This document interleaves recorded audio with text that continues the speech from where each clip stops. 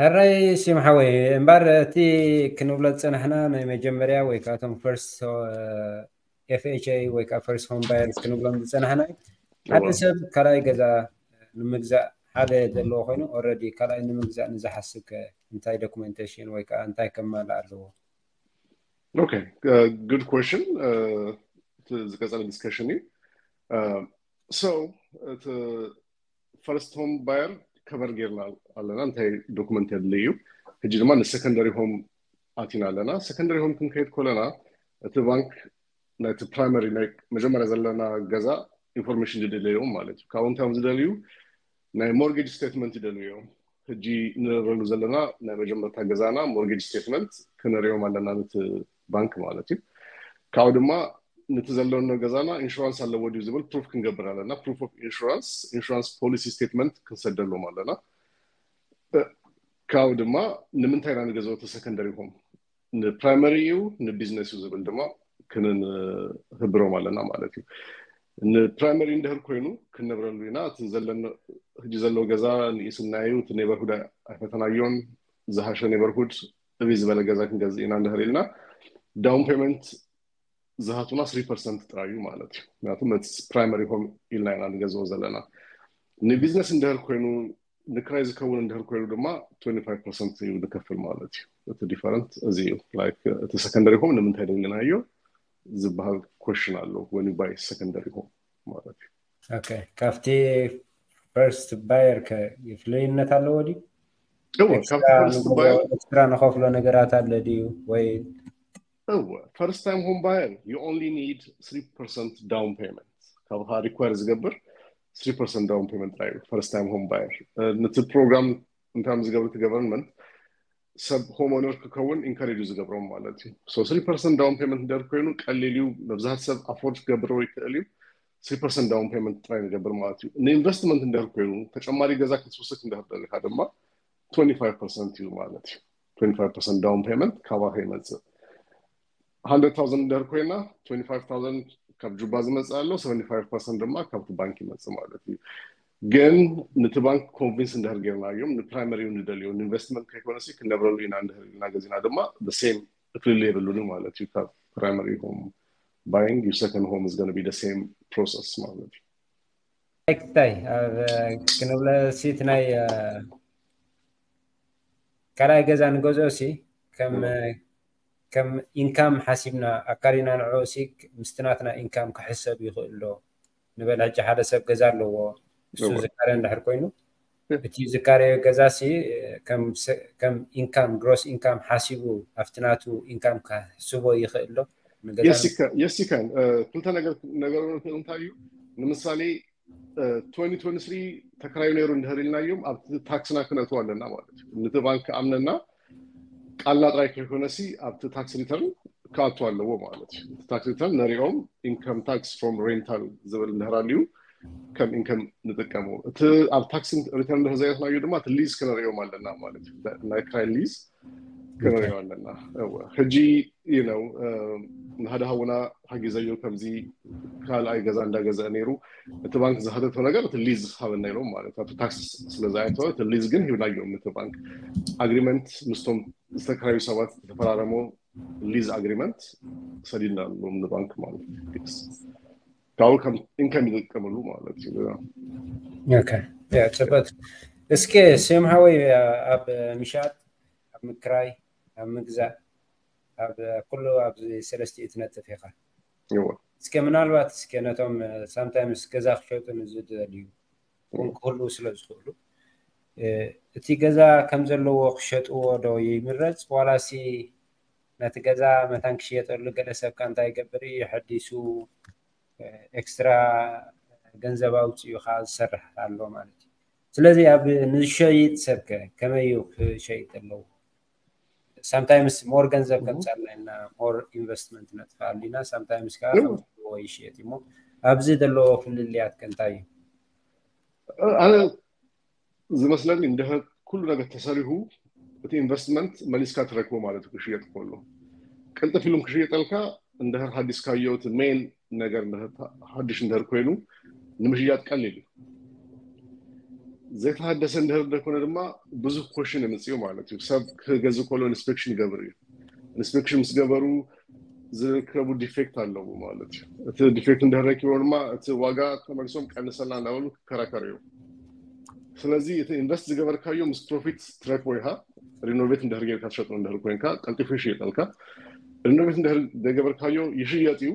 ሰብ ገዛ እንዳደለ ስለዝኮነ ህጂ ዘለዎ ማርኬት ጽቡቅ ስለዝኮነ ይሽያጥዩ ግን እቲ ዋጋ ግን ውሂዳ ቢልካ ያፈረጡ ማለት it's you know that's the difference you can sell it for more.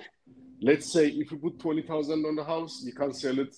for 40,000 more. So profit rekbalu, kaltifishiyet,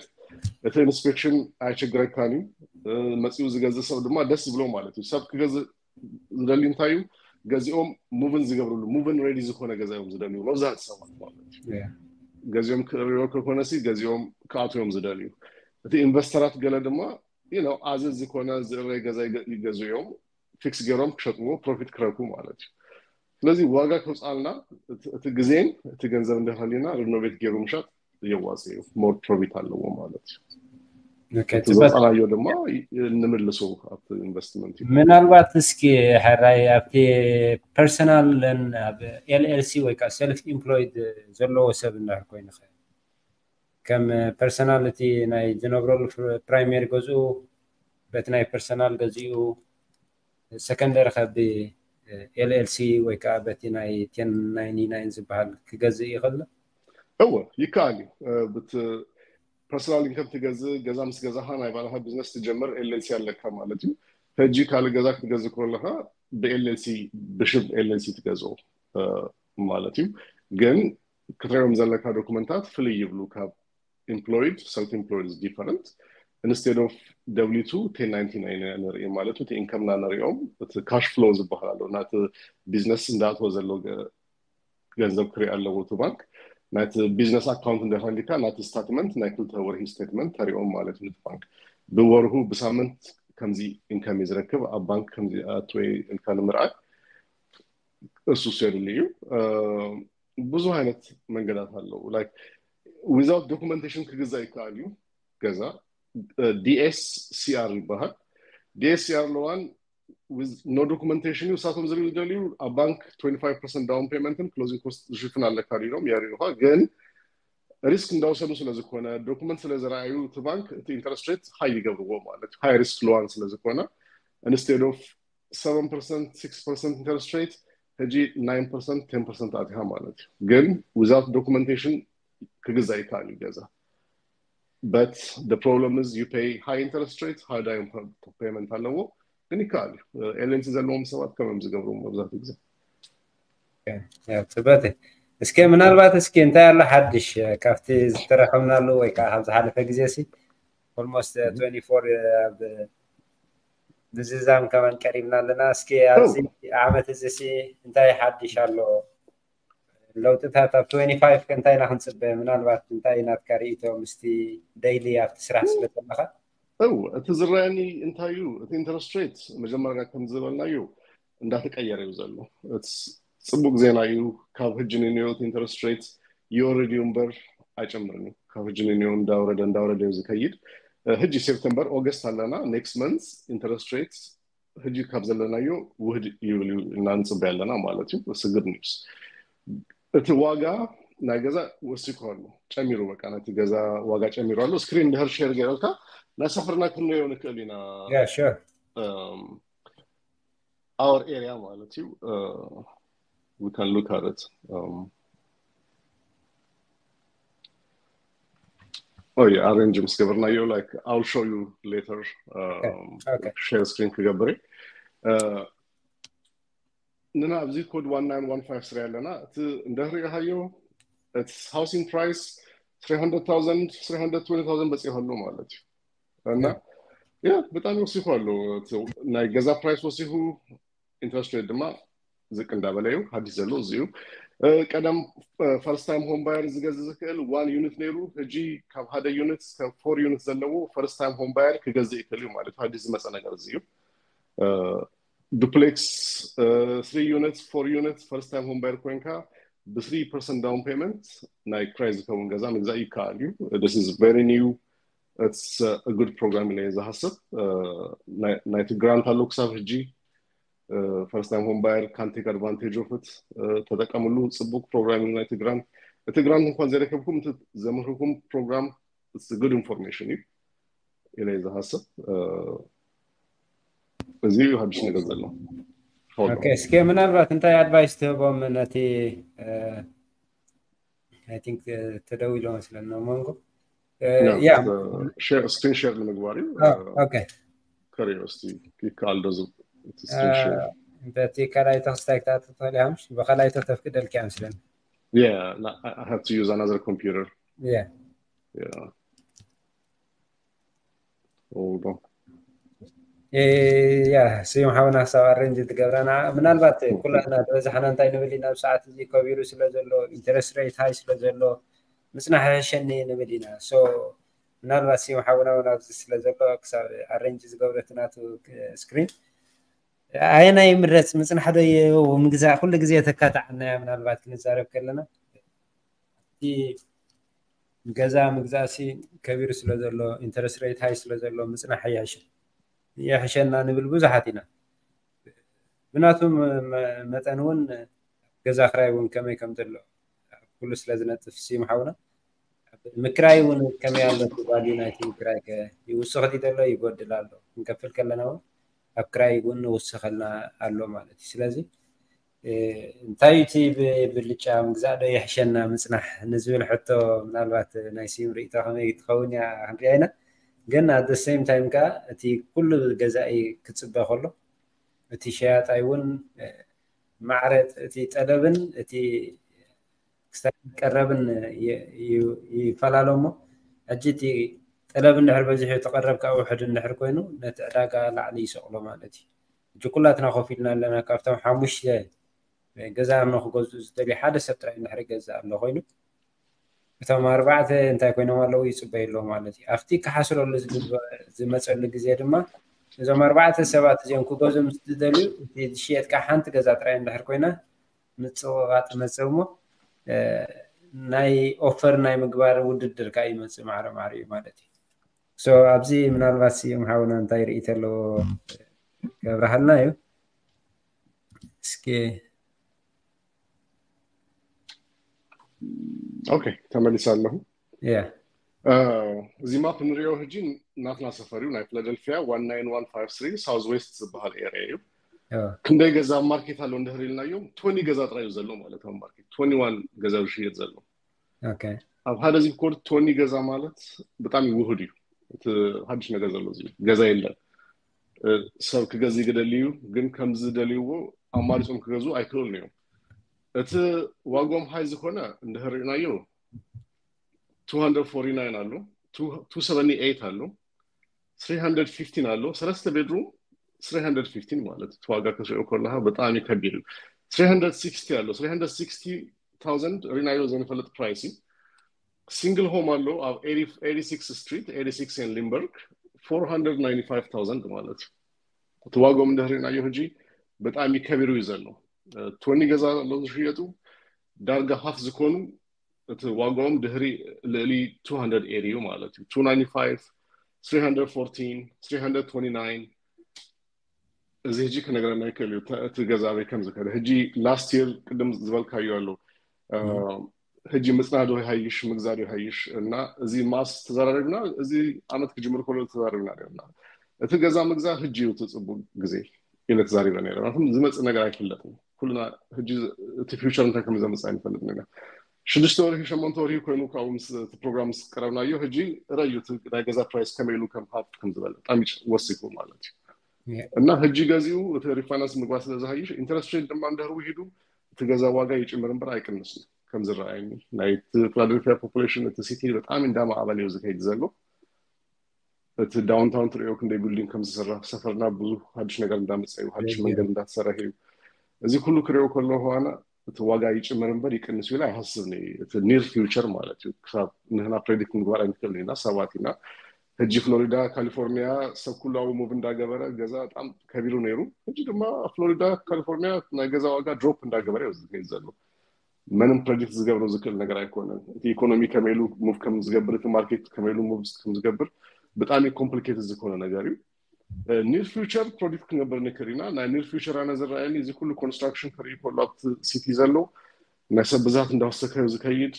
ካብ ሳውዝ ኖርዝ ሰብ ሙቭ እንዳገበረ ዘሎ ማለት ካብ ኒውዮርክ ካብ ካሊፎርኒያ ካብ ፍሎሪዳ ሰብ እንዳወፀ እዩ ዘሎ መብዛት ሰብ አፍላደልፊያ መሪጽው አሉት ኢኮኖሚ እንዳማቀለ ይሆናል አፍላደልፊያ ስለዚህ ናይ ተገዛ ዋጋ ይጨምር ይንበር ይቀንስ ይላል ሐስብኔ at least for the next 2 years ናይ ገዛ ዋጋ እንዳውስተ ከይዝ ከይድ ናይ ገዛ ዋጋው ሲኩ ማለት ድማ ታክስና እንዳጨመረ ይዝከይድ ታክስ ሲኩ ማለት ድማ ሬንት እንዳጨመረ ይዝከይድ ስለዚህ ሬንት ይሸኒ ይልካ ዳርጋን ኢኳል ቱ ሞርጌጅ ሰብ ዝከፍል ዘሎ ማለት ዝክል ሰብ ከገዚው ዘሎ ወይ ለዛስ كم تقولنا يقول أتي دحرون دشيت جزاوتون معريو خندو خوات دي مستسد تبير الله خقول له دشيت كخركب دي زول حتى ونا منقو يمسك أيمو يا دشيت النحر زي الله جزاء ترى النحر بزح خا درجة نويح من سباي ونا له مالتي بتعمي شنو تنحونا على سلازي جزاء مجزاسي كل جزء راي تايمي مالتي بتعمي that's because now is the only thing that we know. We don't know what comes in the future. هجي زلنا information قل هجي زلنا فلتات مجزايو ذا هاي issues there. Yeah. No deputy ما أزجاي رفلت إن أنا you know move نقبر مالتي. Yeah. معك. Yeah. تبى سيوم حوي. إسكي من الوقت أنت الله حدش كه أبزي وي بسيتي وي بgovernment ناي بنسلفانيا سلزلنا ناي بنسلفانيا هنزرب. سبيشالي لما نايفيلي انت الله اسكي حدش نوتيس داي فلتنا يو ويكا حبرتسبنا خفلت له تبلو ነገር እንደራል ምናልባት ክስታይኩን ገብረሞ ህጅን ታይሎ በዛባ ሀዲሽ ኮንስትራክሽን ተዘራሪብና ነውና ኒው ቢልድ ምግባር ዘደሊ ሰብ ከሚልና ያላላ ናይ ፊላደልፊያ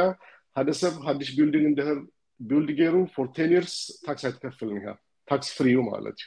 እዚ ኩሉ ኒው ኮንስትራክሽን ሪዮ ኦፍ ሲቲ እቲ ኢንሰንቲቭ እቲ ሞቲቬሽን እቲ ዘሃብዎም ኢንካሬጅመንት እንታዩ እቲ ሲቲ ሀደሰብ ሀዲሽ ቢልዲንግ እንደርገዚዩ ሀዲሽ ቢልዲንግ እንደሰሪሁ 10 years ታክስ ፍሪ በጣም ይጽብቅ ፕሮግራም ቢልድ እንደገብር ዘደሊ ሀዲሽ ገዛ መግዛት ዘደሊ ሰብ ጽብቅ ኢንካሬጅመንት ማለት አዚያ ተቃላለው ተሰሩ ሀዲሽ ገዛታት ቶም ካምፓኒ ለምንታይ ቢልድ ገሮሞ እንደርልካ because it's tax free for 10 years no tax in Philadelphia for new buildings good information night grant allo good information the tax appeal ምግባሪ ካሊው ናይ ኩልና tax ጨሚሮ አሎ ናይ Philadelphia because property value increased tax ደማይ ከይዱ ዘሎ ግን appeal ክንገብር ነከሊና ታት መጸና ደብዳቤ ያርገዛና ምስ appeal letter ያትመጽ ፎርም አሎ ዝሙላ ስሞሊና እዚ በዚህ ሆሎ እቲ value ከምዚያ ኮነኒና ንከራከር ነከሊና ኩልሻ በኦንላይንም በደብዳቤ ሊክናም አፕላይ ክንገብር ነከሊና ታክስ ይቅነሰና ማለት ናይ ገዛ ዋጋ ወሲሁ ማለት ታክስናም እንዳጨመረው ዝከይድ ግን ሆም ኤግዛምት ዝባላል ሆም ኤግዛምት ማለት ናይ ፕራይመሪ ገዛና እንደህር ኮይኑ ናይ መጀመርታ ገዛና እንደህር ኮይኑ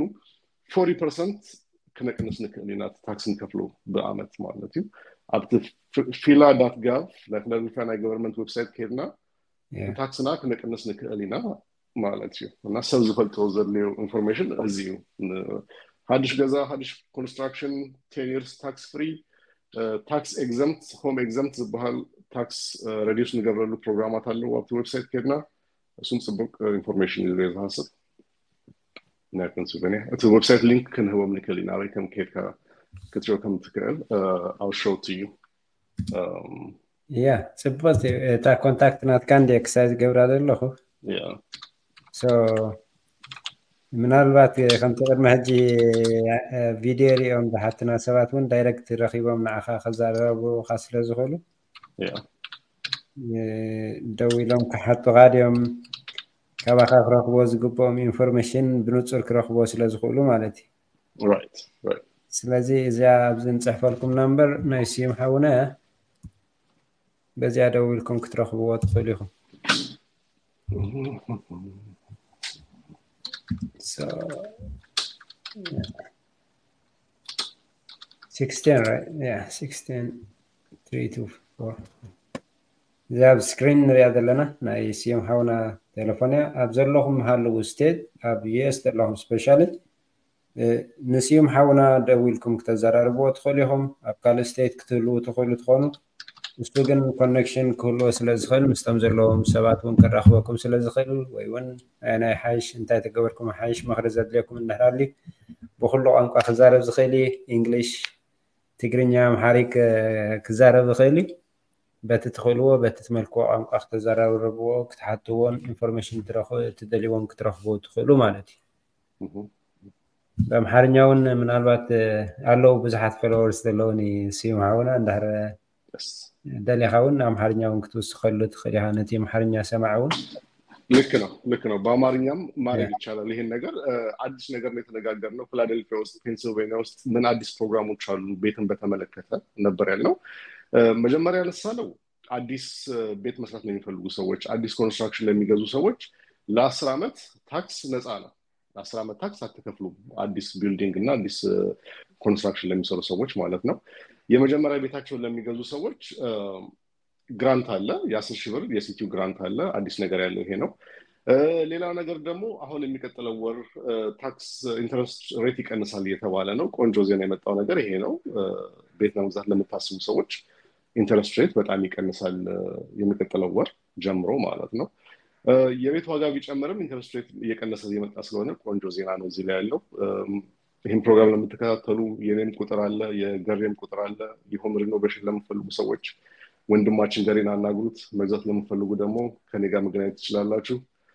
ተከታተሉ አማርኛም ትግርኛም እየቀላቀልን ነው የምንናገረው በጣም ጥሩ ኢንፎርሜሽን ለኮሚኒቲ ያቀርበን ነው ብዬ ነው የምገምተው እንቀጥላለን በዚህ thank you so much انا هذا سكرين دما شير ገለልካ እዚህ ኣብዚ ስክሪን እዚ ከየድ እቲ ታክስ ተዘለዎም እቲ ታክስ ቅንሱ ዝደሉ ሰባት ሆም ስቴት ኤግዘምፕሽን ትብላላ አው ከዶም ታክስ ንምንታይ ወስዲሁ ታክሰይ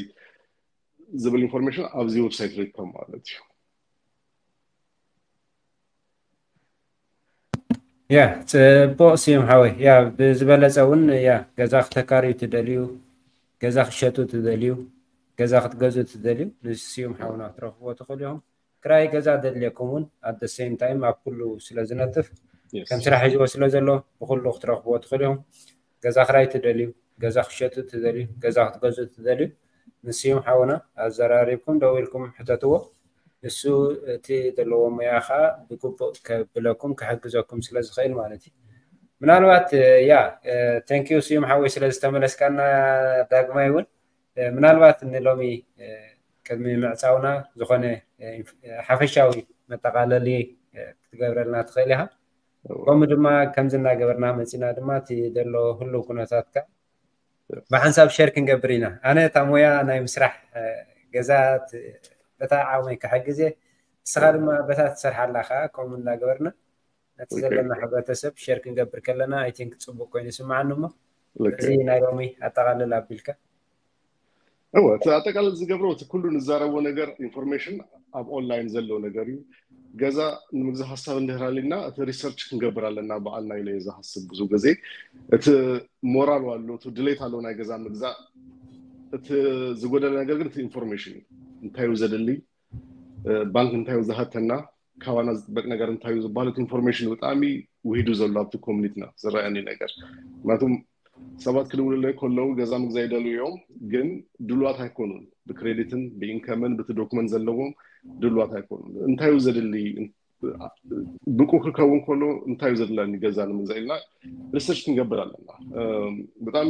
ዝገርመኒ ነገር ሀደ ሰባይ መጽኡ ነሩ ከአዲስ አበባ አሜሪካ ንስራ መጽኡ ማለት ኮሜዲያኒ ሸቱ ይባሃል ኮሜዲያን መጽኡ ፋቲቶሞ እንታይ ገሪም ከአሜሪካ መስበሉቡ በቃ ኮኔክሽን አለው የሚሉ በቃ ናስ ኮኔክሽን እና ዋይፋይ ኮኔክሽን